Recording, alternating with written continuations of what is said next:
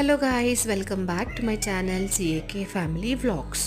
నేను ఇంకొక సోయా చంక్స్తో ఒక రెసిపీ ట్రై చేశాను. చూడండి, సోయా చంక్స్తో నేను పకోడీ చేశాను. సోయా చంక్స్ ముందుగా మనము హాట్ వాటర్లో ఒక 5 minutes నానబెట్టుకొని పక్కన వాటర్ స్క్వీజ్ చేసి పెట్టుకొని దాంట్లో బేసన్ పిండి, బియ్యపిండి, కారం పొడి, పసుపు, ఉప్పు, గరం మసాలా పొడి, అల్లం వెల్లిగడ్డ పేస్ట్, కొద్దిగా వాటర్ వేసి దాన్ని మంచిగా కలుపుకోవాలి. వాటర్ ఉండొద్దు, ఎక్కువ కూడా ఉండొద్దు, తక్కువ కూడా ఉండొద్దు. సో పకోడీ సార్ట్ ఆఫ్గా మనము కలుపుకోవాలి. కలుపుకొని స్టవ్ మీద ప్యాన్ పెట్టి దాంట్లో డీప్ ఫ్రైకి సరిపడా ఆయిల్ వేసి మనం వెయిట్ చేసుకోవాలి. వెయిట్ చేసుకున్న తర్వాత సోయా చంక్స్ వేసుకోవాలి. వేసుకుని దాంట్లో గోల్డెన్ బ్రౌన్ కలర్ వచ్చేంత వరకు మనం ఫ్రై చేసుకోవాలి. ఫ్రై చేసుకున్న తర్వాత దీంట్లో చాట్ మసాలా అండ్ లెమన్ని స్ప్రింకిల్ చేసి సర్వ్ చేసుకోవాలి.